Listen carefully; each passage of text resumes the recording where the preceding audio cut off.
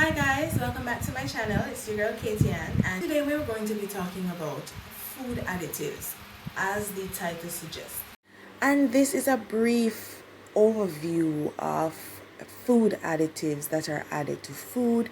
In the last video we looked at some, and now we're gonna look at the other types of additives added to food.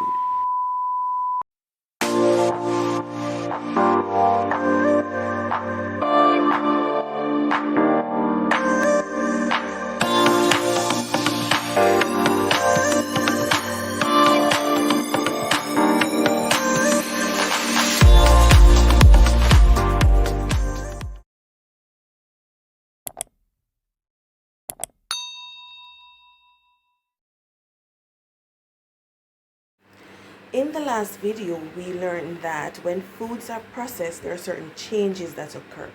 And food additives are added to help to mitigate against these changes, as well as to help to extend the shelf life. We also learned about the E-number systems and all the codes that are given to the different types of additives.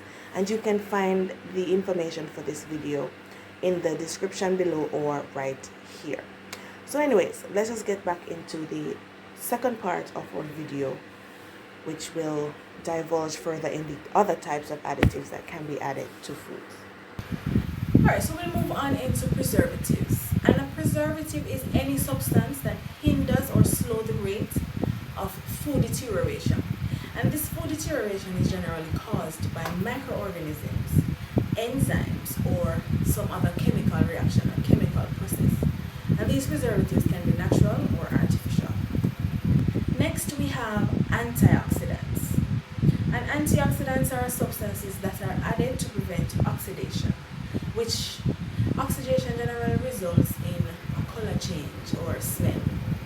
So, I always talk about enzymatic browning in my videos, right? So enzymatic browning is when you cut the food, like a fruit, banana or apple, once you cut it, you notice that it starts to turn brown, right? So that is enzymatic browning. And rancidity is when the milk gets sour and you smell it and right. So you will have antioxidants that are generally added to help to slow or change this. So we have our natural antioxidant, which is our vitamin E and vitamin C, and we have synthetic antioxidants such as our butylated hydroxyanisole or BHA and our butylated hydroxytoluene or BHT. Next we have our thickeners and stabilizers, and these are substances that are added to food to maintain the desired texture or consistency of a product. And these include our gums. So when you look at your label, you will see things like xanthan gum or pectin, modified cornstarch, carrageenan. Right? These are added to food to give it a little body, a little groups up. You know what I mean? Like, yeah, so when you drink a juice and you feel it nice and thick, you say, yes, it's nice and rich.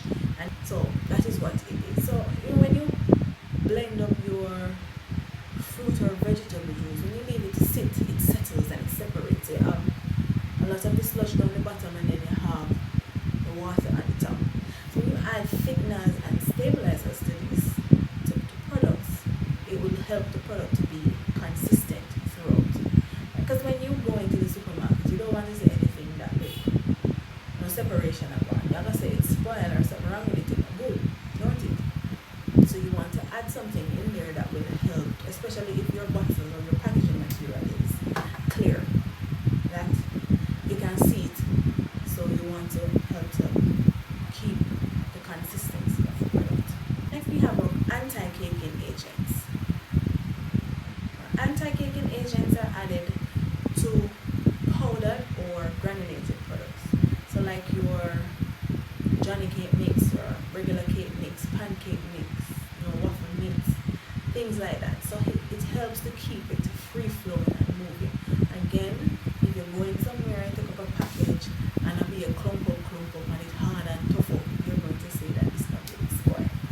So the anti-caking agent is used in that regard. So next on the list is flavors and flavor enhancers. And these are things that are added to food to enhance the flavor of the food. So have you ever eaten a fruit or a vegetable and when you eat it you get the flavor and you say yes, this is it. But when you use it to make a product or a juice, it's very subtle.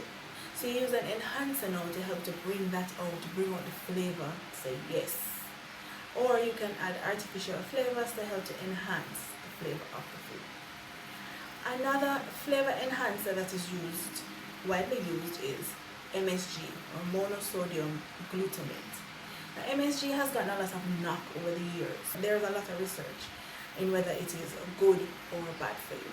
But I believe it's everything in moderation, because MSG make the food them taste good. Alright, so you ever bite into a pimento seed or a clove and it's like your mouth just spring water? MSG gives that effect. It's called umami. And umami is, again, something that is being debated as to whether or not to add it as a taste profile. So the taste profile generally are sweet, salty, bitter, and sour. So we have 4 of them: sweet, salty, bitter, sour. So the umami is that effect that the food will give that make your mouth spring water. It's the best way that I can describe it. So when you bite into clove or pimento seed and it gives that tingly taste on your tongue and you make your mouth spring water, that is what umami is, right? And it is being decided whether or not to have this as another of our taste profile. So that is what MSG does. So it is added to soups, sauces, meats like sausages or ham or pork. It helps to enhance the flavor, give it a little something. We have antibiotics, and these are substances that are added to food to help with growth and feed efficiency. Growth and feed efficiency.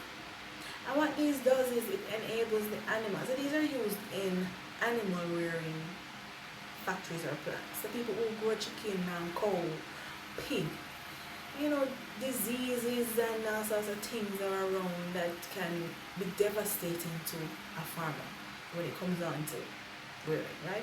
So the antibiotics helps to keep these animals away from these types of infections and organisms that will kill off the fowl, kill off the cow then, right? Because if that happens, or if we never use these types of things, then food security will be an issue. So see, everything in moderation. So there is a range that we use or that is recommended to be used, and these stakeholders are asked to ensure that they use it in the recommended dosage so not to harm the end user, which are consumers. Next on the list we have sweeteners. Sugar. We need the lights just come down and shine up past it, stream through the window. Because sugar is great. Sugar is good. Again, everything in moderation. Some taste bad, add a little sugar, a little salt to it, help to enhance the flavor. If something is flat, add a little something to it, and trust me, it makes a world of difference. Don't abuse it. So sweeteners, we have natural and we have artificial. So our natural sweeteners would be sugar, honey, molasses, things like that. Agave is another sweetener that has gotten a lot of popularity these past few years. So in the low-calorie sweetener, we have stevia, which is a natural sweetener because it is made from the leaves of a particular plant. And in the artificial side, now we have things like aspartame. Next, we have our glazing agents, and our glazing agents are things that make the product look shiny and pretty. When you go in the patisserie or the pastry shop and you say donut, them are nice and shiny, you see the cookies and things, and them have this glaze finish, because it just call you and say, come to me, buy me and eat me. Right, so these are glazing agents, and these are added to help to give it a more shiny and homogeneous look. And of course, it can be used to help to prevent water loss, because that glaze helps to keep the moisture in, so when you bite into it, you get that soft, moist product that you love and want. So we have things like our beeswax. that is rubbed on the surfaces of a lot of our products to give it that shiny look. It helps to put in the moisture. And of course, there are the wax that is used on like the American apples that is imported. So you notice that it have that shiny coating. Right, that is a glazing agent. And we have last on the list the other chemicals. And there are two main ones, or two more popular ones that are used. So we have the tracer gas. And the tracer gas is like nitrogen. You know, like when you buy the big bag of, or even the small bag of chips, banana chips, cheese puff, plantain chips, whatever chips, right, in the foil bag. And when you open it, so when you go so, half of the bag is product and the other half is air. So that gas, the nitrogen gas, is used to help to preserve the quality of the food. So it keeps it crunchy, you know, because with oxygen will cause oxidation of food, which you don't want, which will result in rancidity and spoilage. So you want something in there to help to keep out that, to help to keep the crunchiness of the chips, the, you know, that texture that we love and are used to. So that is called the tracer gas. And we also have what is called humectants. And humectants are things that are added to food that prevents them from drying out. And popular ones are like honey, propylene glycol, right? So those are added to foods to help to preserve the moisture content of the food. Alright, so that is the list that I have for you today. So, you know, you can stay tuned. Thank you for joining me. And while we're talking about staying tuned for the next videos, you know, you can go ahead and just click that subscribe button, share it with your friends. Maybe you know somebody who is doing food product development and they will be interested in this content. So you can share it to them so that they can come and be edified. Right, and of course, click that notification bell so that you can be notified whenever a new video go up.